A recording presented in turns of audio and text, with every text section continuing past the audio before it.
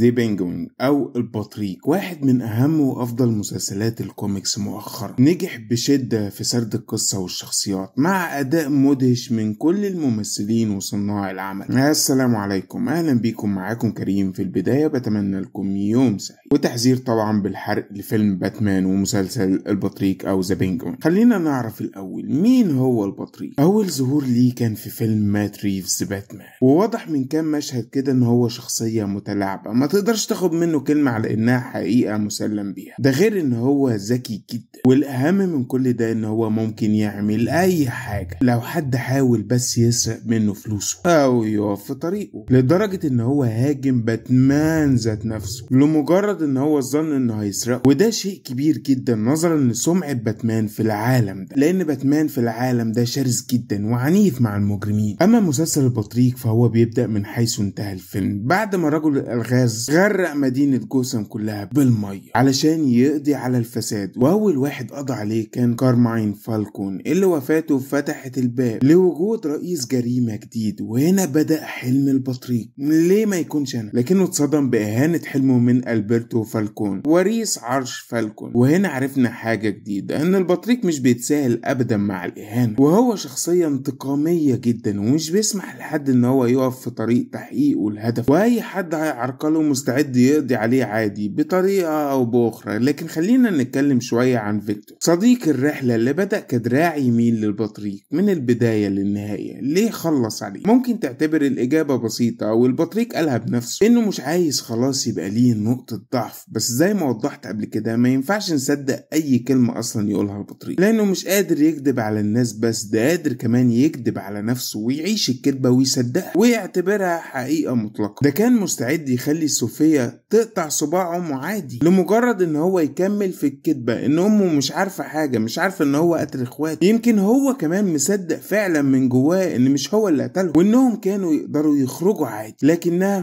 لما غزته برقبة الإزازة، طبيعة البطريق الانتقامية هي اللي خلته يرميها مشلولة وما يقتلهاش زي ما وعد، رغم ان بالمنطق بتاعه لما قتل فيكتور عشان ما يكونش ليه نقطة ضعف، لأن العائلة بالنسبة له نقطة ضعف، كان الأولى ان هو يقتل أمه علشان ما يكونش ليه نقطة ضعف أصلا، وكمان علشان يحترم اتفاقه معاه. بس الموضوع أبعد من كده بشوية. هل فعلا البطريق مش صادق بخصوص ان هو قتله عشان فيكتور بقى نقطة ضعفه؟ زي ما لاحظنا في شخصية البطريق، هو بيخاف جدا على منظره قدام الناس اللي بيحبوه، وعلشان كده هو استمر في كذبة انه مش هو اللي قتل اخواته قدام امه علشان هي ما تكرهوش، لان هو محتاج حبها ليه. وعلشان البطريق مش عايز النجاح بس، لا ده كمان عايز حد بيحبه يحتفي بيه وبنجاحه ويعبر له قد ايه هو فخور بيه، زي ما شفنا في اخر المسلسل لما لبس ايف باروكة شعر امه ونفس لبسها علشان بس يسمع كلمات الثناء. حتى لما بقت امه مشلولة كان نفسه بس تفوق وتقول له انا فخورة بيك يا أوس. وبنفس المنطق ده هو كان عايز فيكتور يفهم ان هو قتله علشان ما يبقاش ليه نقطة ضعف، مش عشان السبب الحقيقي اللي خلاه يقتله، عشان وهو بيلفظ انفاسه الاخيرة ما يكونش البطريق قليل في نظره، لان زي ما قلنا البطريق بيخاف جدا على منظره. وده ياخدنا بالعقل والمنطق، ليه البطريق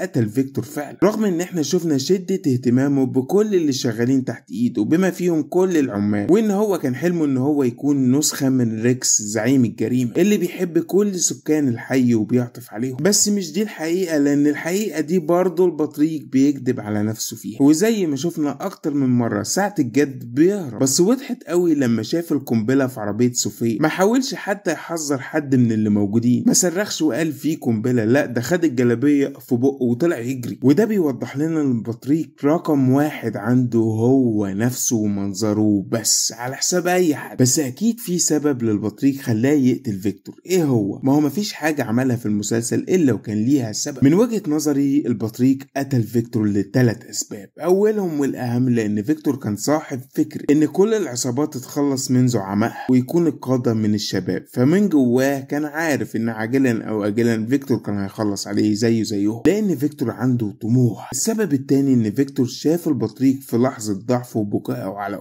شاف قد ايه هو ضعيف، وزي ما احنا عارفين ان هو سايكو وان منظره اهم حاجة عنده بعد حياته، ومحدش شاف البطريق بالضعف ده غير فيكتور. السبب الثالث هو حلم البطريق الجديد ان هو يكون عمدة جوثام، ونصيحة النائب ان هو يغير جلده ويلبس لبس الاثرياء. بالتالي كان لزاما على البطريق ان هو يتخلص من حياته القديمة كلها اللي عاشها معاه فيكتور في نهايتها، عشان يكون ليه دراع جديد هيظهر قريب مع ظهور باتمان. ده ياخدنا لسؤال ملح تاني، في وسط كل ده ليه باتمان ما ظهرش اصلا؟ يمكن ده اسوأ واحسن شيء في المسلسل، لان مسلسل البطريق والتركيز كله كان على رحلة صعود البطريق. بس ايه السبب بالنسبة للعالم بتاع المسلسل ده؟ ما هو اكيد مش كل ده باتمان عمال ينقذ في الناس اللي غرقت. من وجهة نظري باتمان كان شايف كل اللي بيحصل، ويمكن عشان هو في بدايته كان من وجهة نظره خلي المجرمين يخلصوا على بعض، ولما يبقى في زعيم جديد بيشكل خطر حقيقي انا هظهر واتعامل. او جايز باتمان مشغول بالعدو اللي هيظهر في الجزء الثاني من فيلم مات ريفز ذا باتمان، وطول مدة المسلسل هو بيخلص على العدو ده او بيواجهه. ده طبعا هنتأكد منه مع نزول الجزء الثاني من ذا باتمان. عايز اعرف منكم بقى في التعليقات ليه قتل فيكتور، وليه باتمان ما ظهرش في المسلسل كله، وهل عجبكم المسلسل ولا لا؟ قولوا لي كل ده في التعليقات. لو عجبكم الفيديو ده بقى ما تنسوش تدوسوا لايك وشير الفيديو علشان نوصل لعدد اكبر من الناس، ولو عجبكم المحتوى بتاعي ما تنسوش تشتركوا في القناه وتفعلوا الجرس عشان ما يفوتكوش اي فيديو، ولو بتتابعوني على الفيسبوك اعملوا لايك وفولو للصفحه، وادعوا لاهلنا في غزه عسى ان تكون ساعه استجابه. بس ما تخلوش اي فيلم او اي فيديو يلهيكم عن الصلاه وعباده ربنا. خلاص كده الفيديو خلص، اشوفكم في فيديو جاي.